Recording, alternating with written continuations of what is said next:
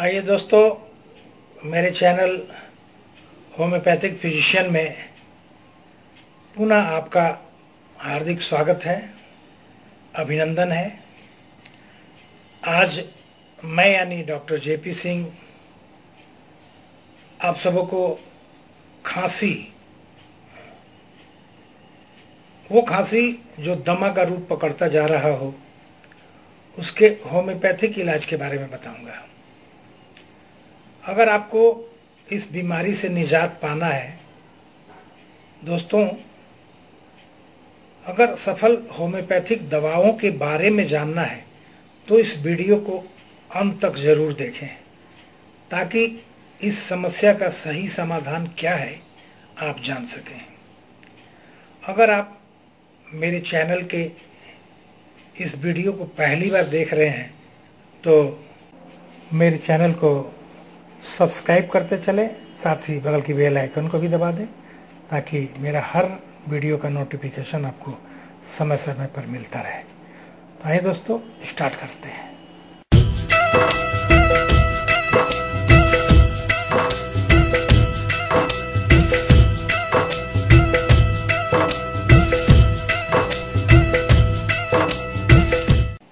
दोस्तों, खांसी और दमा बहुत ही कष्टदायक बीमारी है, जिसके लिए होम्योपैथ में अनेक दवाएं हैं, परंतु मैं यहाँ आपको कुछ खास लक्षण और उसके खास होम्योपैथिक दवाओं के बारे में बात करूंगा।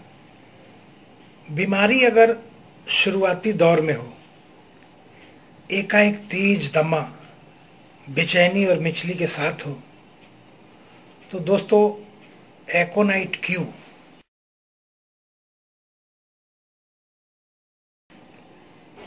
और इपिकैक क्यू,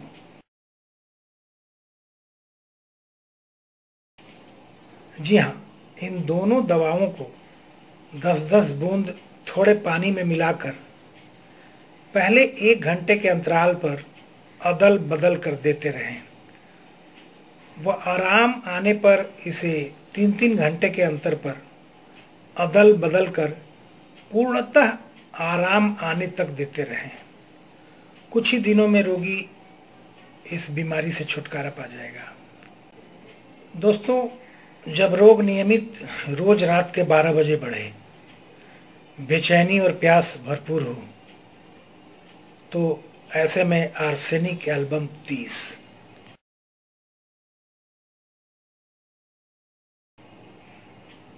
जी हाँ, आर्सेनिक एल्बम 30 के 2 बूंदों की 4 खुराक नियमित देते रहें।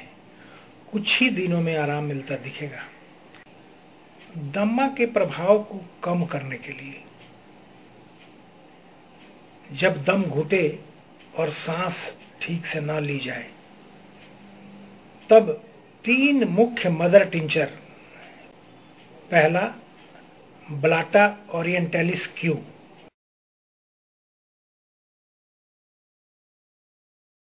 दूसरा सेनेगा क्यू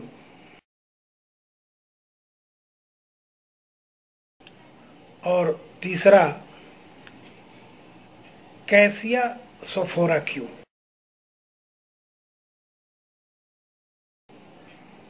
दोस्तों, इन तीनों दवाओं को बराबर मात्रा में मिलाकर एक अलग शीशी बना लें और उसमें से 15 से 20 बूंद दवा आधे कप गुनगुने पानी में मिलाकर रोजाना 3 से 4 बार कुछ दिनों तक लेते रहें। ऐसा करने से आपको अप्रत्याशित लाभ मिलेगा। दोस्तों, भूले नहीं, इन तीनों दवाओं का कॉम्बिनेशन ऐसे लक्षण के साथ बड़ा ही प्रभावी माना गया है। जब थोड़ी देर सोने के बाद ही रोगी का रोग बढ़ता हुआ महसूस हो, रोगी बेचैन होकर बैठ जाए, तो ऐसे में दोस्तों अरेलिया रेसिमोसा क्यू,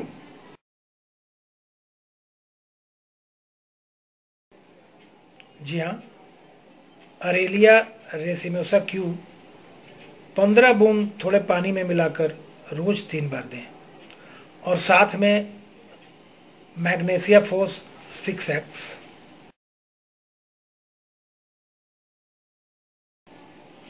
और कैलिफोस 6x। इन दोनों बायोकेमिक दवाओं के 4-4 टैबलेट की खुराक हर 3 घंटे पर अदल बदल कर देते रहें। दोस्तों, ऐसा कुछ दिन तक लगातार करें, इससे रोगी को आराम मिलेगा। अगर रोगी कमर के बल लेटकर हाथ पैर दूर दूर फैलाकर आराम महसूस करे तो उसे सोराइनम 1M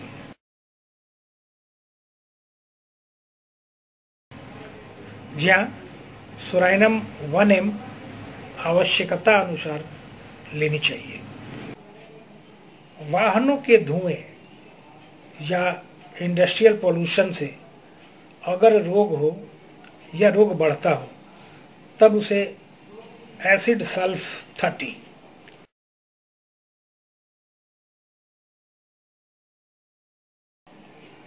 जी हाँ दोस्तों, एसिड सल्फ 30 रोज दिन में 3 बार लेनी चाहिए और ये क्रम कुछ दिनों तक लगातार बनाए रखनी चाहिए ताकि रोग जड़ से खत्म हो। रोगी को सांस लेने में इतनी परेशानी हो कि वो सिर्फ खड़ा होकर ही सांस ले सके, तो ऐसे रोगी को दोस्तों कैनाबिस इंडिका 200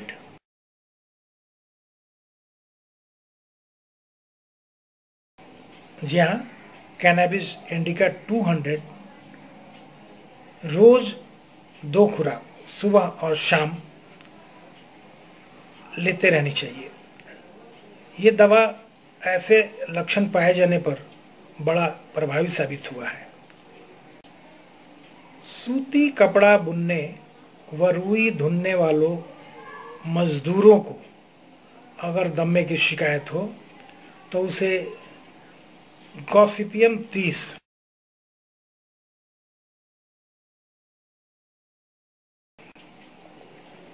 जी हाँ दोस्तों, उसे गॉसिपियम 30 की 3 से 4 खुराक नित्य कुछ दिन तक लेते रहनी चाहिए।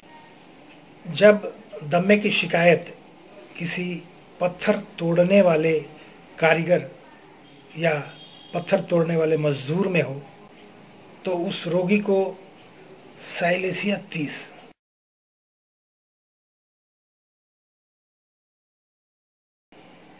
जी हाँ दोस्तों, उस रोगी को साइलेसिया 30 की 3 खुराक रोज सुबह, दोपहर और शाम लेनी चाहिए। इससे रोगी को उपयुक्त लाभ मिलेगा। जब किसी रोगी का रोग ज़्यादातर दिन के वक्त बढ़े और घुटनों पर सिर रखने से उसे आराम मिले तो ऐसे रोगी को मेडोराइनम 200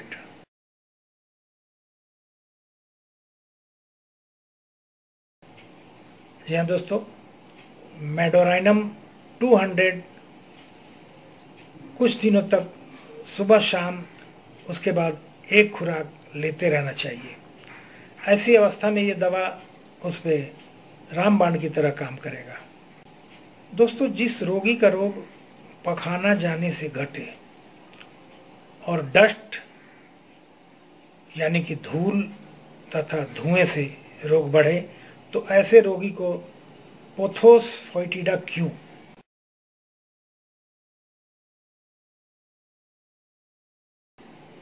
पोथोस फोइटिडा क्यू 15 से 20 बूंद थोड़े पानी में मिलाकर रोज 3 बार लेनी चाहिए।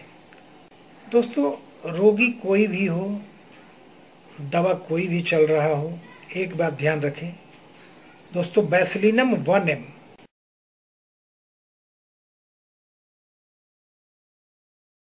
जी हाँ, बैसिलिनम 1M बच्चों को महीने में 2 बार और ट्यूबरकुलाइनम 1M